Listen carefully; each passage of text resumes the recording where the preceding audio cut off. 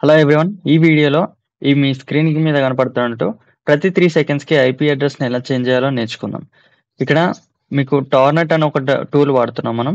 So, దీనికోసం మనం టెర్మినల్‌ని open చేసుకుందాం. నేను కాలి లినక్స్, ప్యారెట్ ఏదైనా వాడొచ్చు. నేను ఇక్కడ కాలి లినక్స్ వాడుతున్నాను ఆపరేటింగ్ సిస్టమ్ వర్చువల్ బాక్స్‌లో. సో, ఇక్కడ మనం సూపర్ యూజర్ 2కి చేంజ్ అవ్వాలి. సూపర్ యూజర్ 2కి చేంజ్ అయితేనే మనకి ఈ టూల్ అనేది యూజ్ చేస్తానికి ప్రివిలేజెస్ ఉంటాయన్నమాట. దాని తర్వాత టార్నెట్ హెచ్ అని కొడితే మనకి హెల్ప్ వస్తది. హైఫన్ హెచ్ అని కొడితే ఇక్కడ హెల్ప్ వస్తది. ఇక్కడ మనం డీల్ చేయాల్సింది 2 థింగ్స్ తోటి. ఇక్కడ ఒకటి ఇంటర్వెల్. ఇంటర్వెల్ వచ్చేసి నాకు ప్రతి 3 సెకండ్స్‌కి ఇది చేంజ్ అవ్వాలి. సో, ప్రతి 3 సెకండ్స్‌కి చేంజ్ అవ్వాలి. ఎన్ని సార్లు కౌంట్ పెడుతున్నానంటే 0. 0 అంటే infinite times of IP address. Infinity IP addresses అనేవి చేంజ్ అవ్వాలి నాకిక్కడ. సో, ఇక్కడ నేను ఎంటర్ చేస్తే నాకు టార్నెట్ అనే టూల్ స్టార్ట్ అయిపోయింది.